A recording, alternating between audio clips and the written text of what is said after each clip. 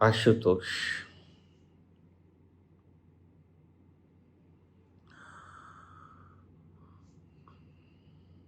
असमानता को मिटाने के लिए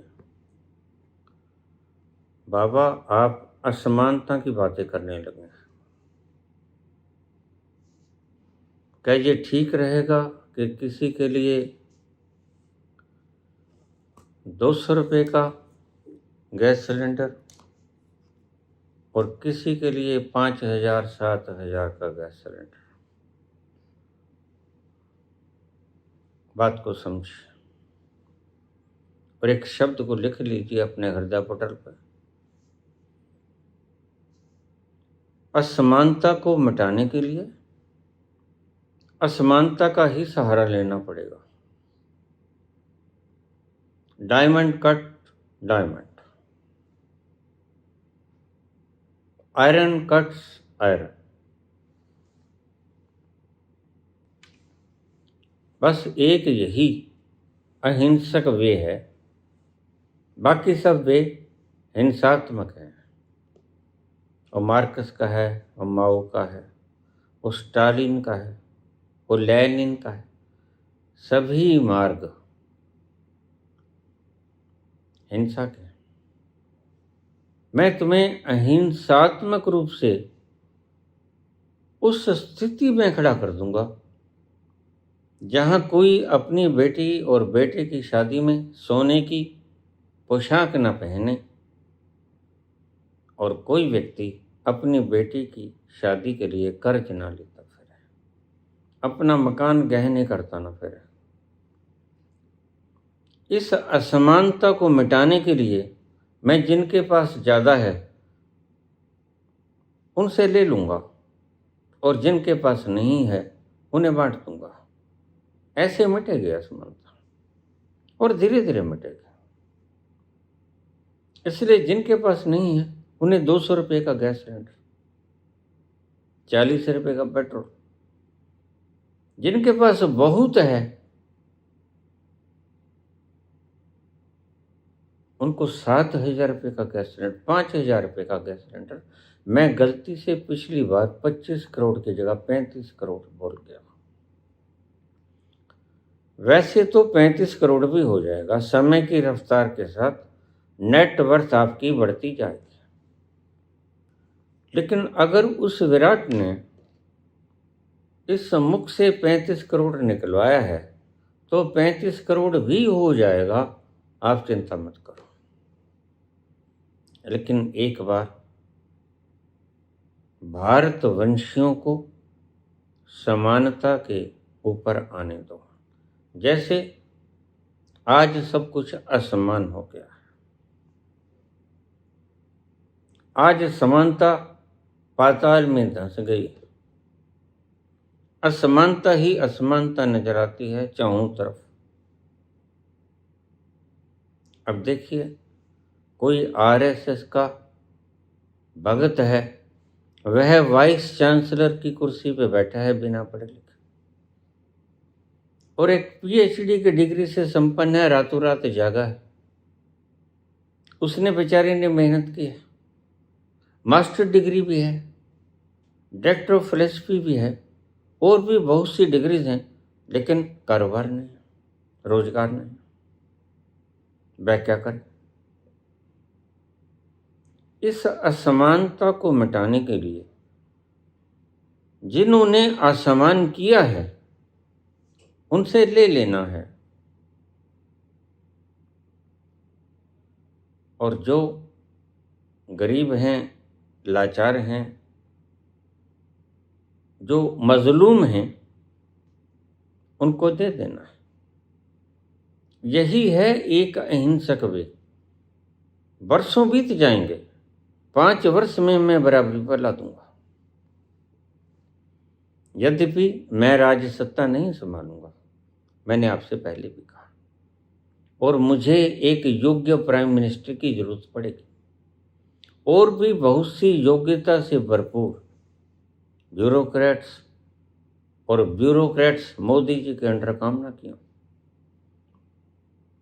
क्योंकि जिसने मोदी और अमित शाह की संगत चख ली, वह तो भर गया लासानी तरंगों से। उसकी तो विविशा ग्रंथि और मन्य ग्रंथि भर गई, वह तो जहां बैठेंगे कुफर ही तोलेंगे। इसीलिए अमित शाह के पास बैठने वाला आज मुख्य चुनाव आयुक्त ज्ञानेश कुमार, या पहले मोदी जी के करीब राजीव कुमार, 91 लाख वोटों को काट देता है। मुझे एक बात जवाब देंगे? मैं मान्यवर सीजीआई से पूछना चाहूंगा, सूर्यकांत शर्मा से सीधा सीधा सवाल, क्या वोट देने का अधिकार मौलिक अधिकार नहीं है क्या? सोच लीजिए, आप तो संविधान के परम व्याख्याकार हो। क्या वोट देने का अधिकार मौलिक अधिकार नहीं है क्या? अगर वोट देने का अधिकार मौलिक अधिकार है तो फिर ये वोट देने के अधिकार काटे क्यों गए छोटी छोटी बातों पे? लोगों ने तो गर्दनें कटवा ली वोट का अधिकार लेने के लिए। आपने छोटी सी अगर बाप के नाम में गलती है, एस की जगह गलती से ए पड़ गया, डबल एस पड़ गया, आपने उसी आधार पे उसको वोट नहीं डाल सकेगा, यह तानाशाही है। और हमारे से ही वेतन पाते हो तुम, और हमारे ही वोटों को काटते हो। तो ध्यान रखना, ज्ञानेश कुमार, मैं नाम लेके बुरा करता हूं, मैं ना तो भगोड़ा हूं ना अपराधी। मैंने जो किया देश के लिए शुभ किया, और जो करूंगा वो देश के लिए शुभ करूंगा। तुमने बिगाड़ा है सब कुछ, और तुम ही बिगाड़ रहे हो। तुमने वोट काटा, मैं दुष्टों की गर्दनें काट के तश्तरियों में भेंट करके सीजीआई के टेबल पर रखूंगा, ताकि सीजीआई को पता चले कि अपराधियों का अंत क्या होता है। और उसके बाद सीजीआई को भी कहूंगा कि कृपा करके नार्को टेस्ट करा के जाना, ऐसे गति मत छोड़ देना। जब गद्दी को छोड़ने लगोगे तुम, तो सीजीआई साहब सूर्यकांत शर्मा जी, मुझे ये जरूर बताना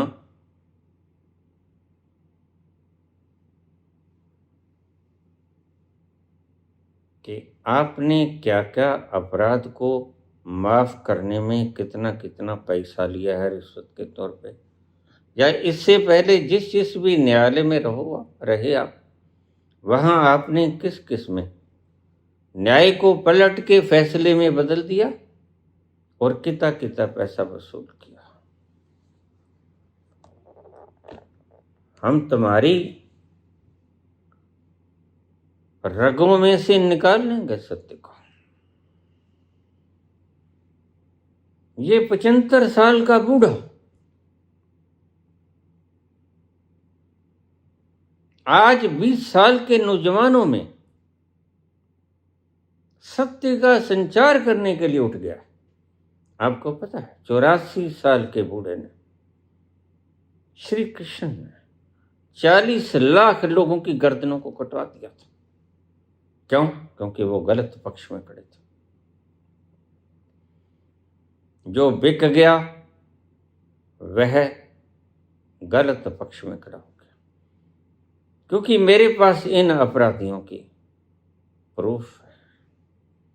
और इन अपराधियों की सबसे बड़ा तो प्रूफ यह है कि जिस बल पर ये कहकर आए थे वह झूठ साबित हुआ। जरा सोचो, अतीत में जाओ, उन दिनों को याद करो। सुलटूंगा, इससे भी सुलटूंगा। ये शर्मा जी महाराज आपकी अदालत में इसको तो विशेष सुलटूंगा मैं, और बाबा रामदेव को विशेष सुलटूंगा, और वह बूढ़ा जहां बैठा है उससे भी पूछूंगा, तुमने क्या किया था ऐसा जो तुम मरने के लिए उतारू होने का नाटक करने लगे? मरे तो नहीं, मर ही जाते, बात खत्म हो जाती।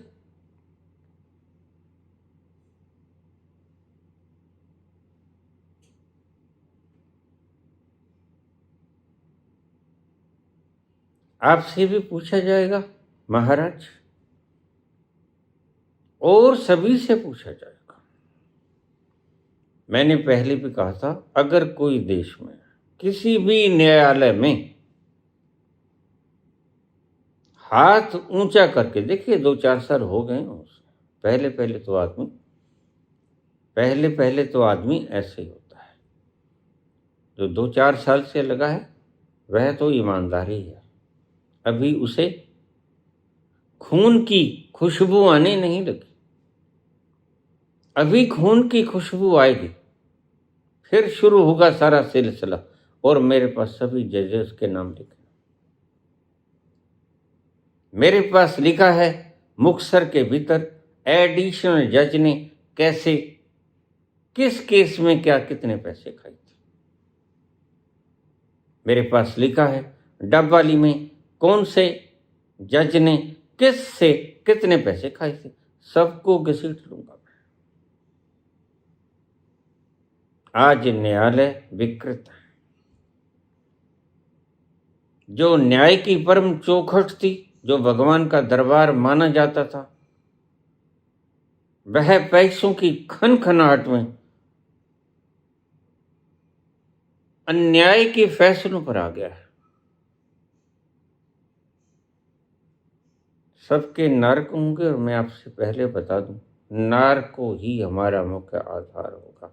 जो तुम कहते हो कि नारको व्यक्ति की इच्छा से होगा, वह हम कानून बदल देंगे। अपराधी की इच्छा से नारको नहीं होगा, जो सत्य को जानना चाहता है उसकी इच्छा से नारको होगा।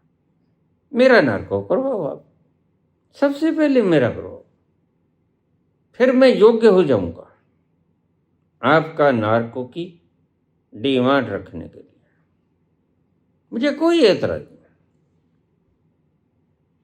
और जिसने कहा था 50 दिन में अगर काला धन ना लेके आऊं तो मुझे जिस चौराहे में आप बुला लोगे मैं आ जाऊंगा। प्रधानमंत्री जी, आपको चौराहे में बुलाया जाएगा, और इन बातों को मजाक मत समझ लेना, हम आपको भागने नहीं देंगे।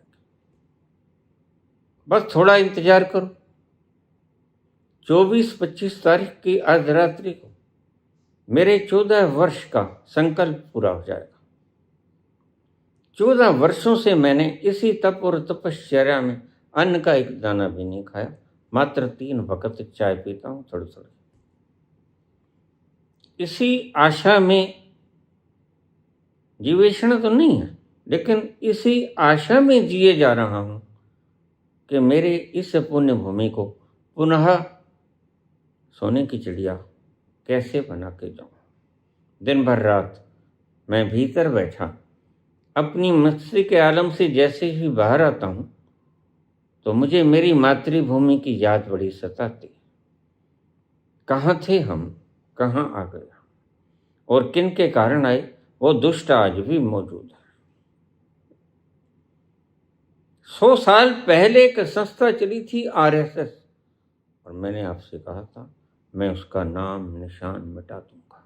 कोई नाम देवा, कोई पानी देवा, कोई झंडा उठावा, कोई नहीं मिलेगा आपको। और उसकी जो ब्रांच है बीजेपी, उसका तो सत्यानाश होना शुरू हो ही जाएगा। तुम खेल खेल लो, हम तुम्हें खेलने देते हैं। अभी पंजाब है, इसे भी जीत लो, आ जाओ, तुम सब जीत लो, उसके बाद हम तुमसे बात करेंगे।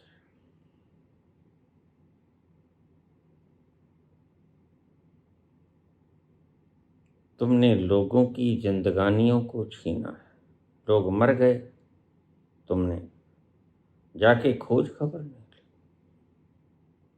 मणिपुर में तुम साहब गए नहीं, सेंट्रल विस्टा का उद्घाटन करने में मगरूर थे। गंगा में लाशें बहती रहीं जिनको तुमने प्यूरिफिकेशन करने के लिए 20,000 करोड़ रुपए का फंड रखा था। कहां है वो? कोरोना काल में जब आपको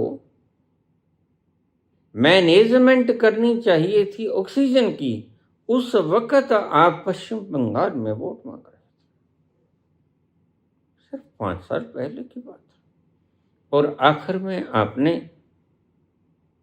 हेरा फेरी करके बेईमानी से यह चुनाव जीत लिया। और मैंने एक दिन पहले बता दिया, अभी जाइए गोल्डन स्पैरो में एक दिन पहले की वीडियो देखिए। 4 तारीख को आपने काउंटिंग करवानी थी, 3 तारीख को मैंने वीडियो डाल।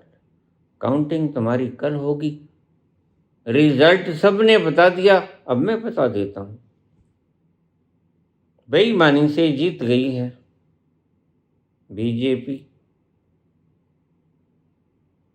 आएगा तो मोदी ही, लेकिन बेईमानी करवाई है मोदी ने। खरीदा है चीफ इलेक्शन संस्था को, पैसे दे के खरीदा है। और तुम देख लेना, एक दिन वो दृश्य आएगा जिस दिन भारतीय जनता पार्टी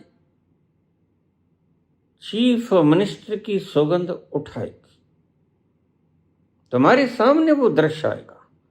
ये वही व्यक्ति है जिसने कहा था क्रैश होगा और सत्ता पर आसीन होगा और एयर क्रैश होगा और उसकी उम्र का जोड़ 13 होगा।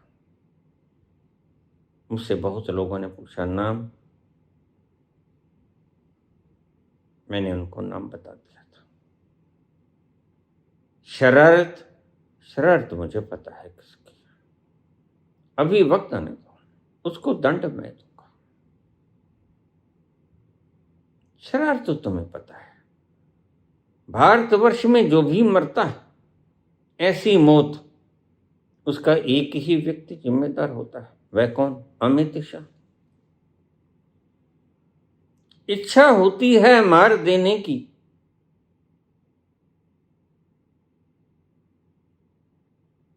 महामानव की, नरेंद्र मोदी की, और बिसात बिठाता है अमित शाह। ऐसा जब भी कोई हो जाए, हादसा हो जाए, यह नहीं कराएंगे। पुलवामा में 42 शहीद हो गए। इनकी नजर में मरने की कोई वैल्यू नहीं, इसलिए कोई बात नहीं, तुम भी तो जिंदा हो। अगर मरने की कोई वैल्यू नहीं तो कल तुम्हारी जगह कोई आसीन और होगा। यही तो डर है आपके कलेजे में कि जब कोई दूसरा आया तो फिर हमारा क्या होगा। तुम टांग दिए जाओगे साहब, और क्या होगा। तुम टांग दिए जाओगे अमित शाह जी, और क्या होगा। अरे तुम टांग दिए जाओगे एनएसए साहब, और क्या होगा। हिरेन जोशी जी, तुम टांग दिए जाओगे, और क्या होगा।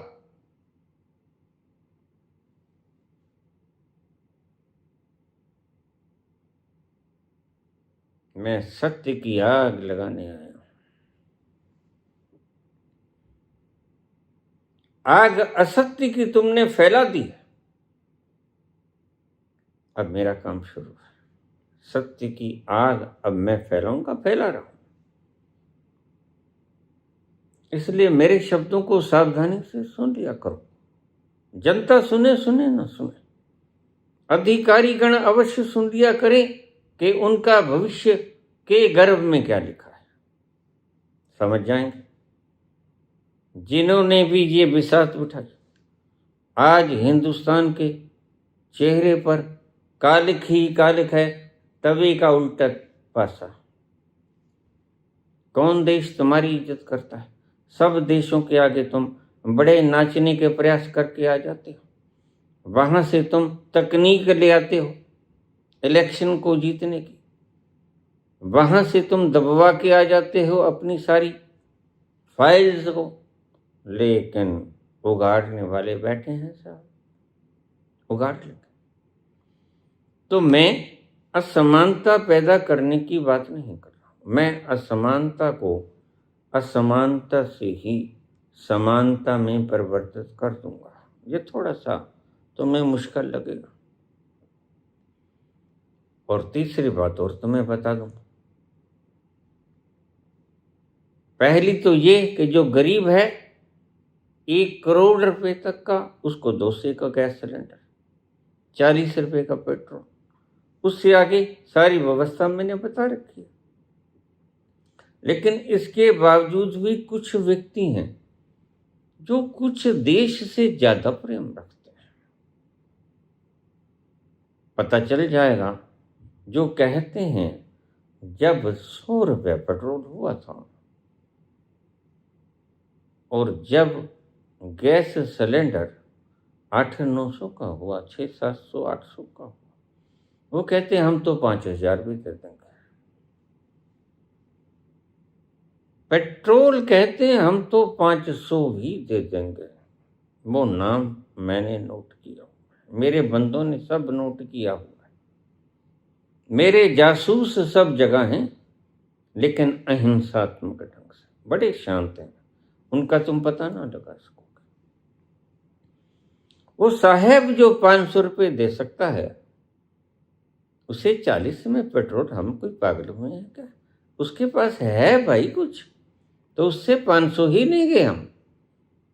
जो बेचारा नहीं दे सकता उसको 40 में पेट्रोल देंगे। जो कहते कि हम तो 500 भी दे सकते हैं, तो फिर ठीक है, 500 की लाइन में लगो, 2 लाइनें लगेंगी, एक 40 वाली, एक 500 वाली, उसी टैंक में से आएगा पेट्रोल और डीजल। लेकिन गरीबों को मिलेगा वो है 40, और इन अमीरों को जो कहते हैं कि हम तो 500 भी भर देंगे, इनको फिर 500 ही मिलेगा। जो कहते हैं कि हम तो 5000 का गैस सिलेंडर भी ले लेंगे, इनको साहब 5000 रुपये का मिलेगा। अडानी को तो 5-7 हजार का मिलेगा ही मिलेगा, क्योंकि उसकी तो कैपेसिटी है, तो इसने तो खुद ही अपनी कैपेसिटी बता दी। ये तो छुपा हुआ खिलाड़ी निकला, हमें क्या पता, ये दबाए बैठा है, तो जहां दबाई है वहां से निकालेगा ना। तो लाइन तुम्हारे लिए भाई दूसरी लगेगी, वही अडानी वाली लाइन तुम्हें लगेगी।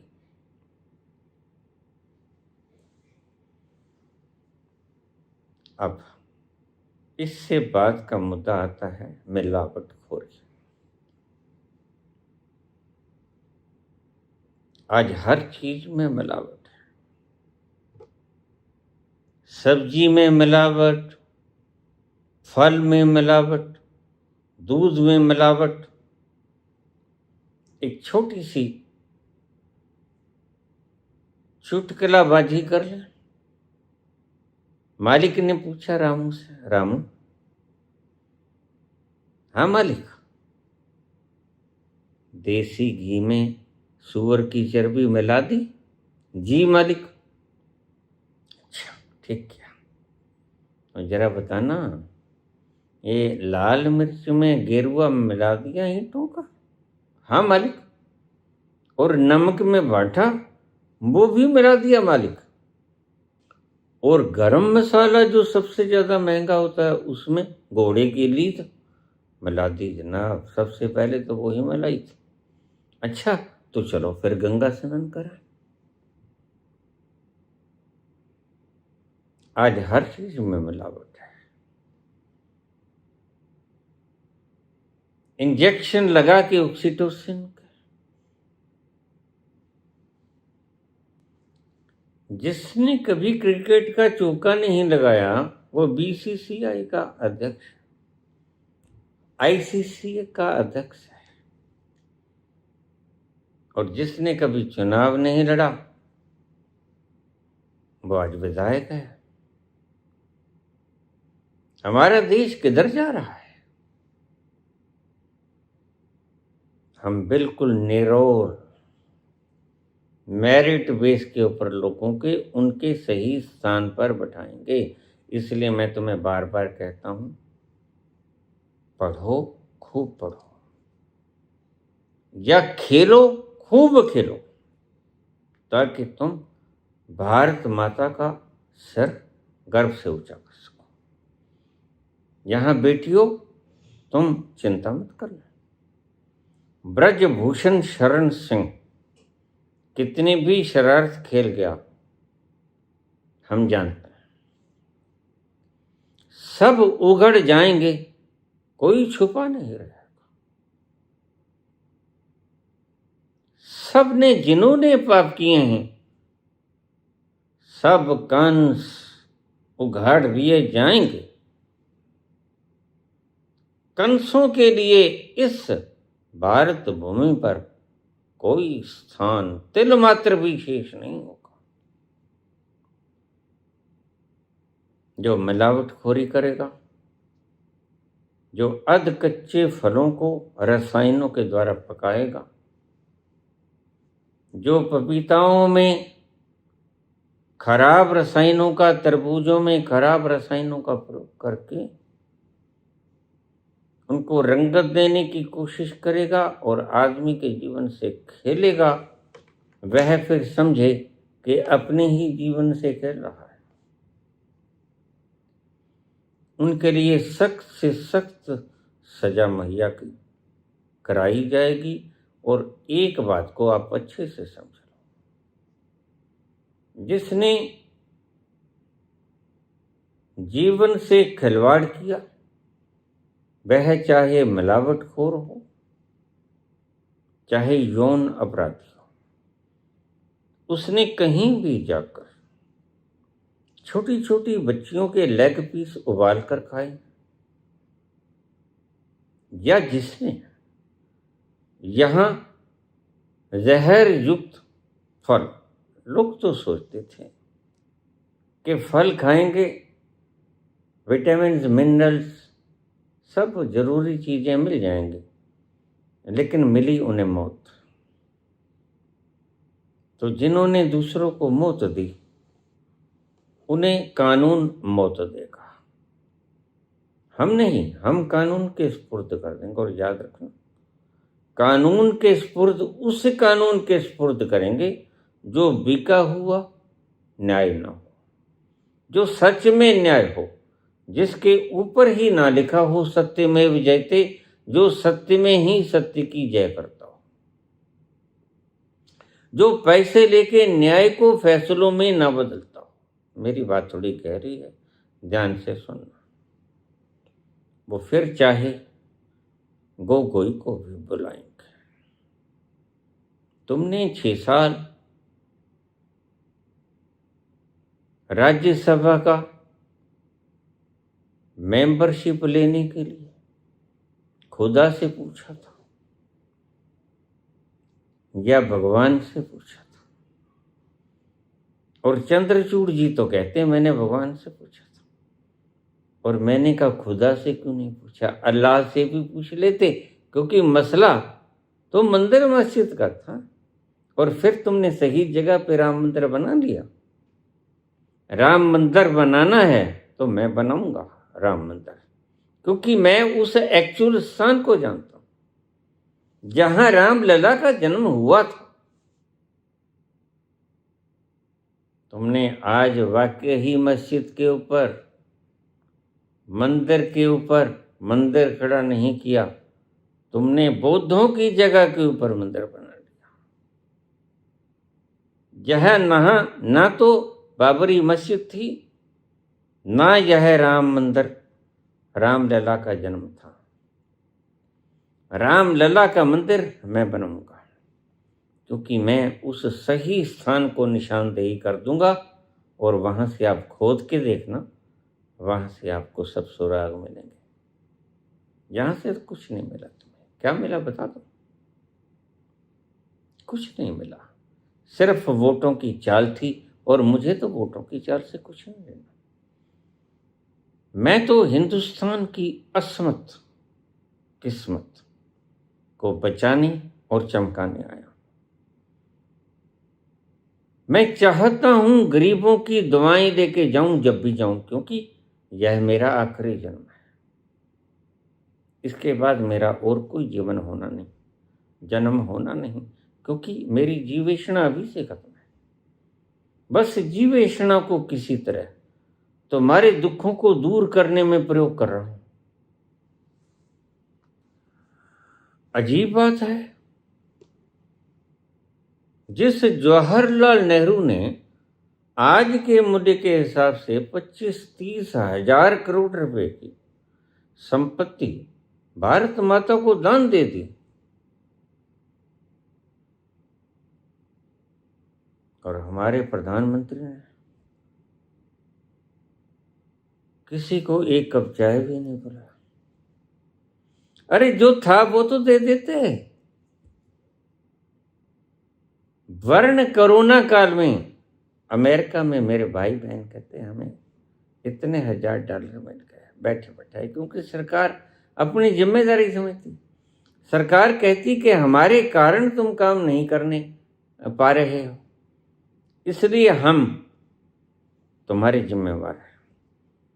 तो $4000, किसी को $2000 हिसाब से सबको बांट दिया गया और सबका मजे से चलता रहा। और यहाँ तो वही भिक्षा पत्र उठा लिया, प्राइम मिनिस्टर रिलीफ फंड डालो इसमें। रस्सी जल गई मगर बल ना गया। वारे शाह ना आदतां जांदियां ने, वारे शाह ना आदतां जांदियां ने, भावें कट लो पूरियां पूरियां। वही मांगने की भिक्षावृत्ति कायम रही। तुम मांग रहे थे वोट, जरूरत थी यहां पर ऑक्सीजन की, और मैनेज कौन करता? पाकिस्तान का मुनीर आके करता कि शहबाज शरीफ करता। हमारे देश को बचाने की जिम्मेदारी तुम्हारी थी, हमने तुम्हें सुना।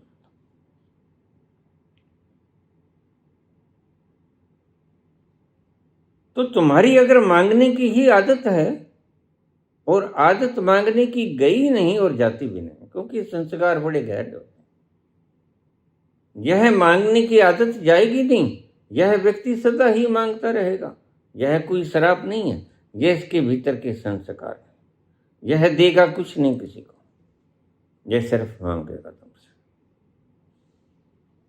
जीएसटी बढ़ा दो, फला कर दो, ये कर दो, नए नए टैक्स लगाएगा, नई नई बातें, नए नए फ्रॉड। अभी कुछ दिनों से मैं देख रहा हूं, यह दादी निर्मला सीतारमण, अब तो दादी हो गई, पहले बुआ थी, पहले ताई थी, उससे पहले ताई थी, अब दादी हो गई। यह पता नहीं क्या बोल रही है। मैं तो इनको समझने की चेष्टा भी नहीं करता, क्योंकि इनको समझने वाला मूर्ख है, अपना समय बर्बाद करता है। जब तुम्हें इतना ही समझ नहीं आया कि इनमें समझ नहीं है, तो तुम इनको सुनते क्यों? समझदार व्यक्ति जैसे परमात्मा के बारे में शास्त्रार्थ नहीं किया करते।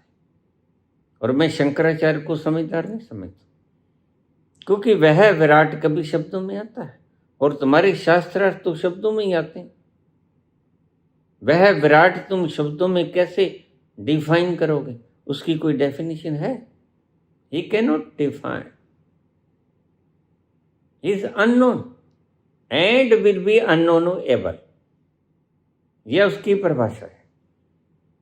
तुम किस चीज से, शब्दों से शास्त्रार्थ करोगे उस विराट का, जिसका एक जर्रा, जो उसने इतने विराट ब्रह्मांड बना दिए, रेत का एक जर्रा तुम नहीं बना सकते, तुम उसके बारे में शास्त्रार्थ करोगे? शंकराचार्य जी, शंकराचार्य की गद्दियों के लिए, सब गद्दियों का खेल है। गद्दियों के लिए आज न्यायालयों में जा रहे हैं, उस मूर्ख न्यायालय में जिसको गद्दियों का कोई पता नहीं, शंकराचार्य का कोई पता नहीं, शंकराचार्य के उस तल का कोई पता नहीं, जहां वास्तव में कोई व्यक्ति जाकर शंकर हो जाता है, शिव हो जाता है, उस तल का कोई पता नहीं है। जो व्यक्ति मिलावटखोरी करेगा, आज हर चीज में मिलावट है, रसायनों से फल पकाए जाते हैं, जबरदस्ती। जैसे तुम जबरदस्ती अपनी इच्छा से बच्चा पैदा करवाते हो। तुम्हें एक बात बता दो, तुम पढ़े लिखे तो हो, अच्छा सा मुहूर्त निकलवा दो, निकाल देंगे हम कृष्ण का और राम का मुहूर्त निकाल देंगे। 5 ग्रह हम उच्च के निकाल देंगे, आपको बता देंगे इस वक्त में जाके ऑपरेट करा लो। लेकिन प्रकृति को बेवकूफ समझते हो कि तुम? प्रकृति एंड वक्त पर जब बच्चा बाहर एग्जिट करने के लिए योग्य होगा तो निकाल देगी खुद। तुम उससे पहले अगर उसको बाहर निकालोगे तो कुछ ना कुछ अधूरा रह जाएगा, वो तुम्हें नहीं पता होगा। आखिरी वक्त में बड़ी फिनिशिंग करती है प्रकृति, और वही तो होता है प्रकृति का काम। जैसे तुम सारा मकान बना देते हो और उसके बाद फिनिशिंग करने में वक्त लगाते हो, वह फिनिशिंग ही तो काम करती है। तुम उसी चीज को तो चूक गए। इसलिए वक्त से पहले कभी एस्ट्रोलॉजिकल होरोस्कोपिक व्यवस्था से अच्छे उच्च के ग्रह देखकर सर्जिकल बच्चा पैदा न करवाना, यह तुम्हारी भूल होगी। और तुम प्रकृति से ज़्यादा स्वयं को समझदार ज़्यादा समझोगे, जबकि तुम प्रकृति की पांव की धूल भी नहीं।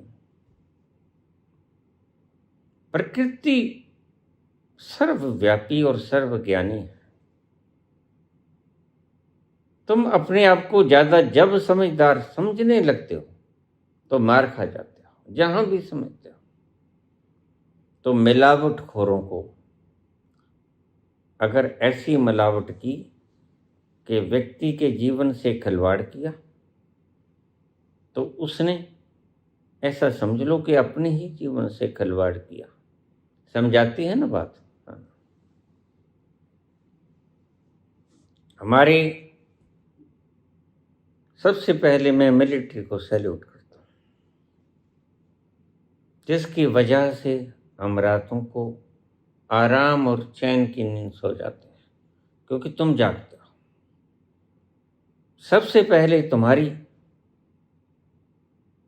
इस, चाहे तुम पगार ही लेते हो, पैसा ही लेते हो, लेकिन तुम्हारा जो काम है अपने जीवन के ऊपर खेल कर तुम हमारी रक्षा करते हो।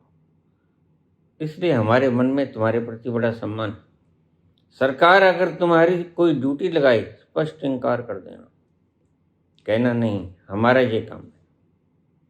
हमारा काम मोदी का प्रचार करना नहीं, हमारा काम देश की सुरक्षा करना है। हमारा काम देश की सुरक्षा करना है, इसलिए हम प्रचार नहीं करेंगे। और आगे से तो प्रचार की व्यवस्था मैंने बता ही, सिर्फ टेलीविजन के द्वारा प्रचार होगा, कोई रोड शो नहीं होगा। कोई ऐसा नहीं होगा कि प्रधानमंत्री का काफिला गुजर जाने दो, एम्बुलेंस उसके बाद गुजरेगी। ऐसा नहीं होगा, एम्बुलेंस पहले गुजरेगी, प्रधानमंत्री का काफिला बाद में गुजरेगा। क्योंकि वो कोई ज़्यादा जरूरी नहीं, जिसकी जान ज़्यादा जरूरी है वो पहले गुजरेगा। ऐसे नियम बनाएंगे, थोड़ा वक्त तो लग जाएगा। इतनी जल्दबाजी भी मत किया करो। अभी 3 साल पड़े, हम थोड़ा व्यवस्था बनाने में व्यस्त हैं, और काफी व्यवस्था हमने बना ली। यह जो बता रहे हैं हम, यह तो बहुत पहले से बना था। अब व्यवस्था बना रहे हैं उन लोगों की, हमें ईमानदार व्यक्तियों की जरूरत है। मैंने पहले भी कहा था, हमें ईमानदार शासकों की जरूरत है। जो ईमानदारी से निष्ठापूर्वक कर्मठ होकर पूरे परिश्रम से अपनी मातृभूमि की सेवा करने के लिए अपना फर्ज निभाएं। इस मातृभूमि में ने हमें सब कुछ दिया, खाने को अन्न दिया, पीने को पानी दिया, जीने को हवा दी, फल फ्रूट दिए और सभी साजो सामान जिससे हमारा जीवन चलता है। तो इसका ऋण चुकाने का वक्त है मानस जन्म में आकर। पशु तो कुछ नहीं कर सकता, पशु से काम हमने लेना है, लेकिन व्यवस्थाएं मनुष्य बनाएगा। पशु कोई व्यवस्था नहीं बना सकता। और तुम इस व्यवस्था को कार्यान्वित करने में हमारा सहयोग करो, क्योंकि कोई तो गद्दी पे बैठेगा, कोई तो, हम तो चले जाएंगे, लेकिन उसके बाद कहीं ऐसा ना हो कि गांधी चले गए और उसके बाद ठगों की फौज धीरे धीरे जवाहरलाल नेहरू अपनी सारी संपत्ति दान कर गए। करीब 160 करोड़ के करीब उस वक्त नेट एसेट थी उसकी, सारी दान करके। और हिंदुस्तान का कुल बजट कहता हूं मैं 165 करोड़ के करीब था पहला बजट। 160 करोड़ की प्रॉपर्टी हिंदुस्तान को दे गए जवाहरलाल। और शर्म की बात है उन लोगों के लिए जो जवाहरलाल की रोज बेइज्जती करते हैं, सावरकर का गुणगान करते हैं, महात्मा गांधी को नंगा कहते हैं, महात्मा गांधी को लुच्चा कहते हैं। मानसी सोनी ने याद नहीं आती, अब मधु किशोर बोलती है, उसकी तरफ कोई ध्यान नहीं। एक बिटिया मुझे आपत्ति से युक्त, बहुत आपत्ति से युक्त एक फोटोग्राफ भेंट कर गई थी।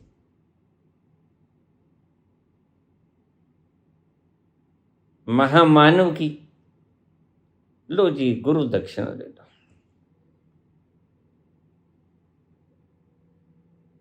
मैंने कहा पुत्री तू कौन है? उसने मुझे अपना नाम बताया, मैं चौंका। मैंने कहा अच्छा, फिर ये क्या? मैंने प्लास्टिक सर्जरी करवा ली। ठीक है तू जा, समय आने पर तेरे को बुला लूंगा। ऐसे ऐसे कारनामे किए साहेब ने अपने शौक पूरे करने के लिए। अंदाजे शौक बड़ा निराला है, और ऐसा एक नहीं है कि शौक पूरा कर रहा हो। बर्बाद गुलस्तां करने को बस एक ही उल्लू काफी है। हर शाख पे उल्लू बैठा है, अंजामी गुलस्तां क्या होगा?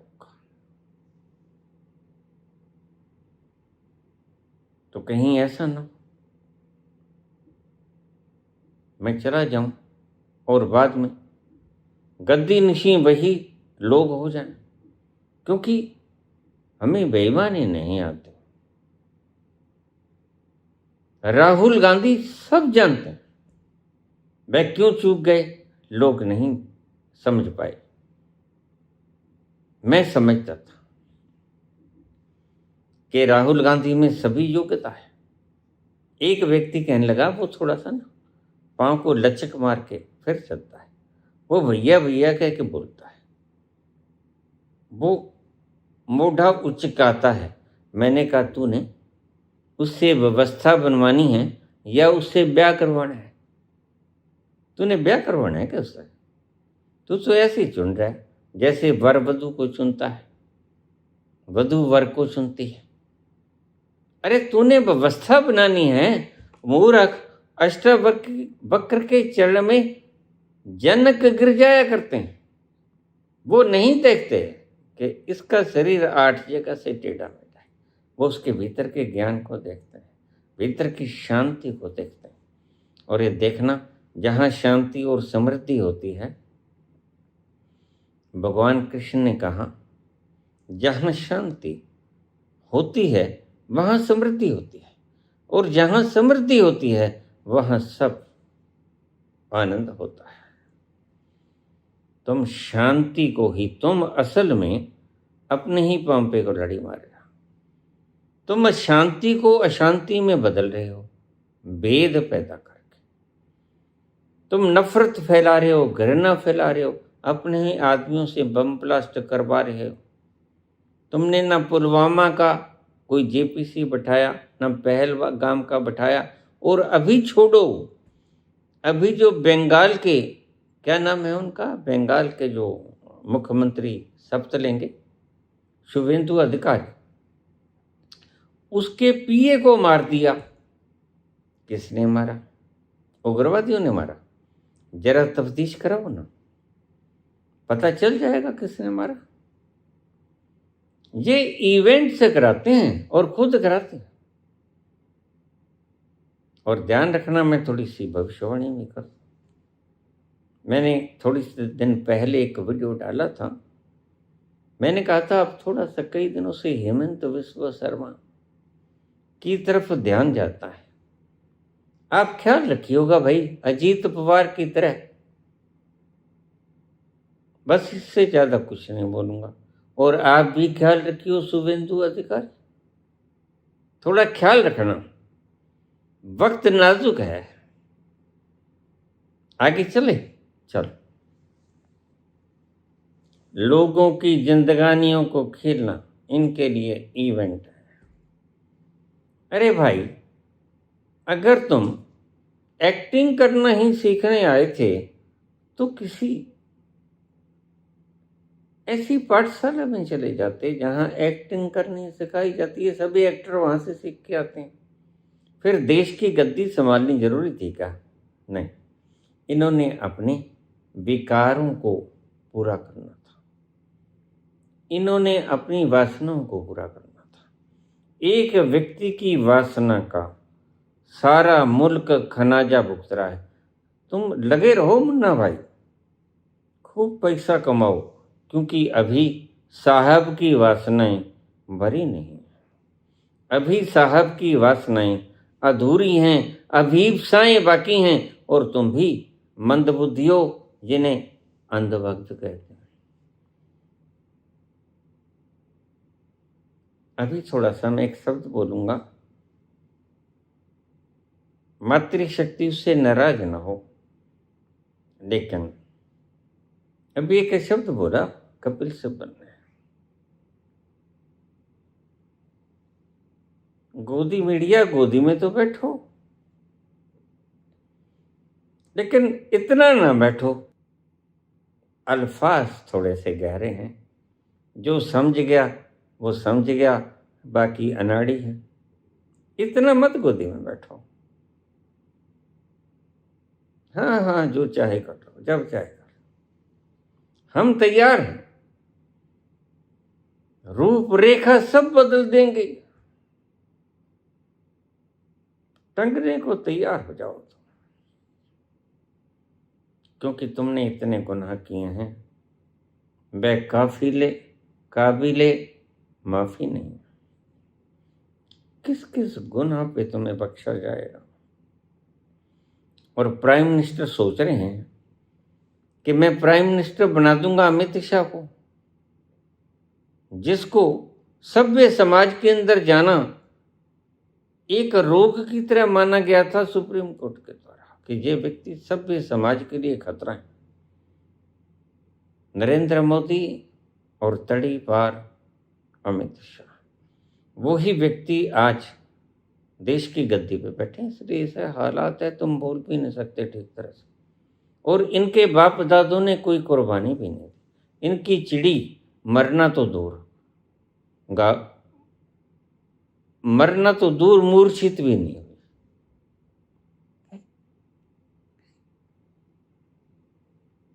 बात करते हैं ऊंची ऊंची, यहां दिखाते हैं अपना वो चेहरा विकराल, फिर इजराइल के सामने क्यों नाचते हो, नेतन्याहू के सामने क्यों नाचते हो, ट्रंप के सामने? हाँ, क्या झगड़ा है हमें पता है। हम सब लेके आएंगे तुम्हारे लिए, तुम्हें बाकायदा दिखाएंगे। तुम्हारी ही है नहीं, तुम नहीं किया ना। हाँ, तो जरा देखो भाई, अपनी बहन बेटियों को थोड़ा बचा के रखा करो इस आरएसएस से।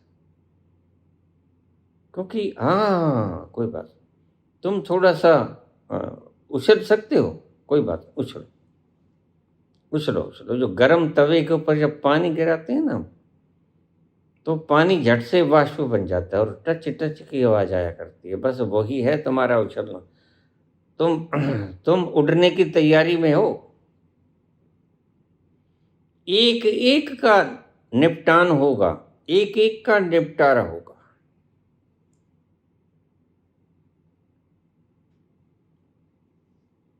हम इस देश के करोड़ों, अब तो अरब से ऊपर हो गए, 1 अरब 46 लाख, 1 अरब 46 करोड़, 146 करोड़। अब तो हम अरबपति हो गए। लोगों का देश है मेरा प्रिय भारत। 1 अरब के करीब तो यहां वोटर हैं। और जरा देखो, फिर तुम्हें कहूंगा, सीजीआई साहब, तुम मेरे ऊपर कॉन्टेम्प्ट ऑफ कोर्ट का केस डालो, क्योंकि मैंने तुम्हारी इज्जत हद तक की है। और मैं तुम्हें कहूंगा बिल्कुल डालो, 4 बार डालो। थोड़ा व्यक्ति खुद तो कह सकते हैं हाँ मेरा नार्को करवा दो, अगर वो ईमानदार है तो अपने नार्को की इजाजत दे दो। और मेरे ऊपर तुम 4 बार कॉन्टेम्प्ट ऑफ कोर्ट डाल दो, मुझको टांग दो। सीजीआई साहब, दुबई में क्या हुआ था, क्या प्रोग्राम बना था, बस थोड़ा सा इतना सा ही बता दो। बाकी तो जब सुनेंगे साहब समझ जाएंगे।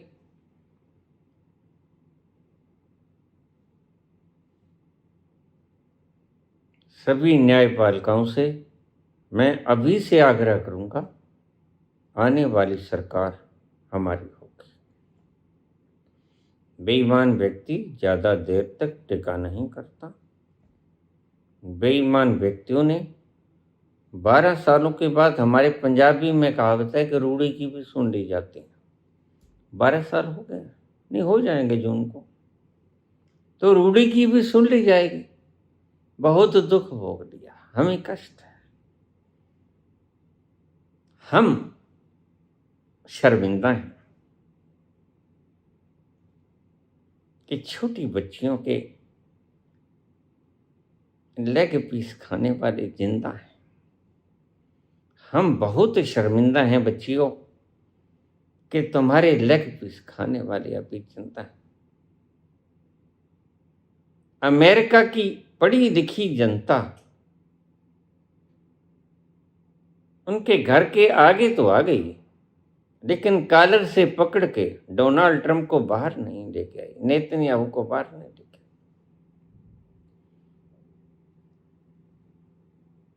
तुम्हें इन्हें टंगते हुए देखना चाहिए था, जिस तरह से इन्होंने कर्म किए थे। एप्स्टीन को मारा कि दब जाएगा सब कुछ, लेकिन कहाँ दबा। वो बड़ा समझदार है, वो बड़ा समझदार है वह। हाँ। सचिया साहिबा, सचिया साहिबा, कुछ नहीं छिपया कर तेरे। वह सब जानता है, सच्चा साहब सब जानता है। उसके घर से कुछ नहीं छिपता, वह सदा हर पल साक्षी है। उसका साक्षित्व कभी नष्ट नहीं होता। हम वहीं से लेके आए हैं सारा यह सामान जो हम बोल रहे हैं।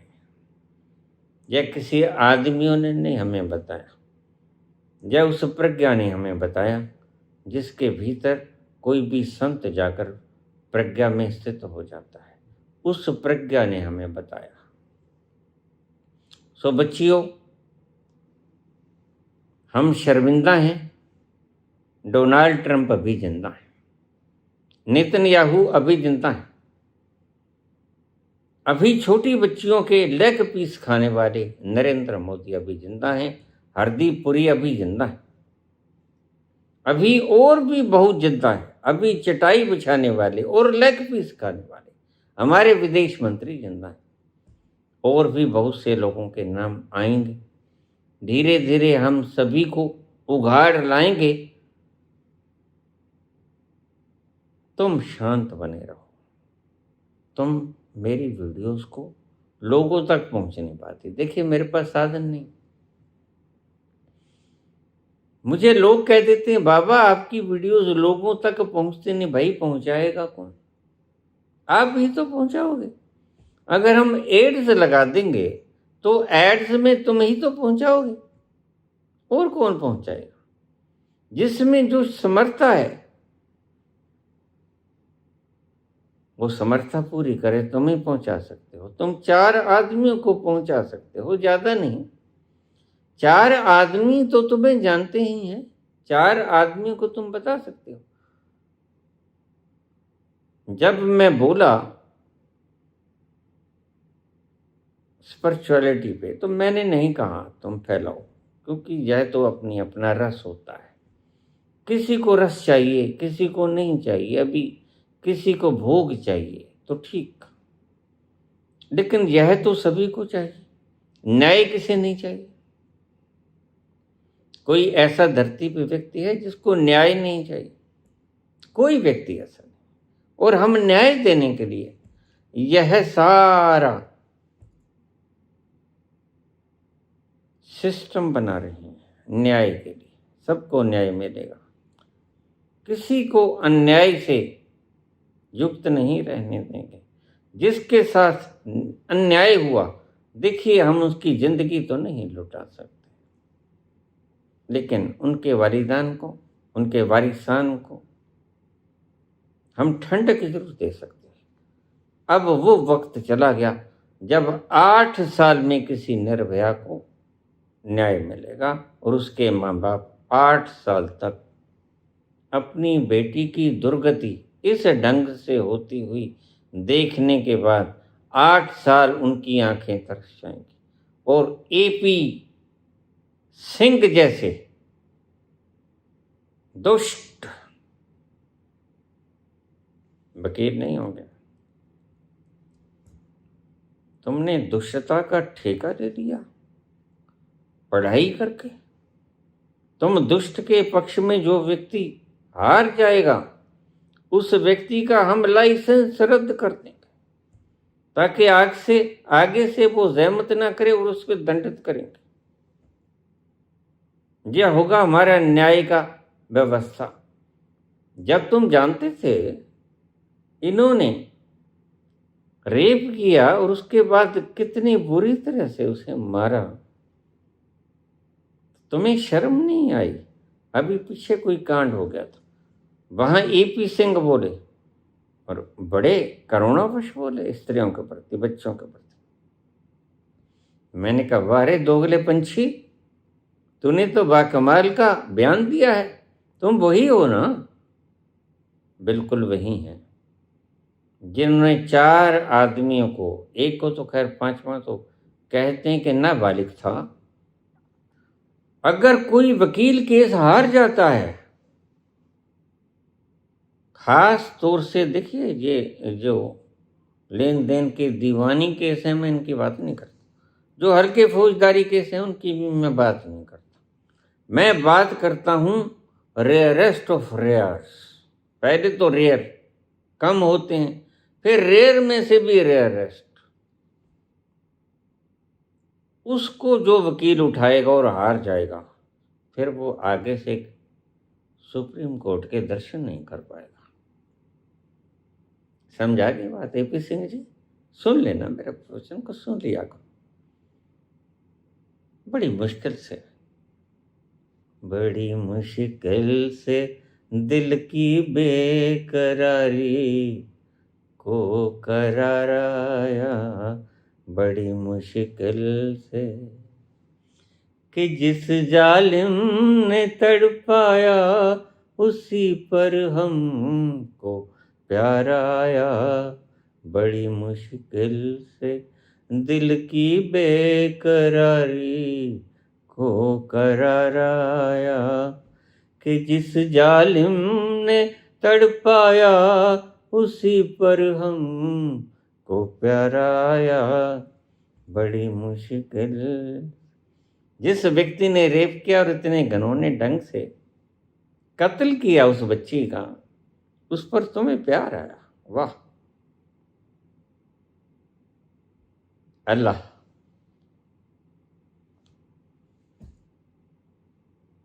धन्यवाद। कल फिर आएंगे, कल जीवित रहेंगे भाई। नहीं, कल फिर आएंगे। धन्यवाद।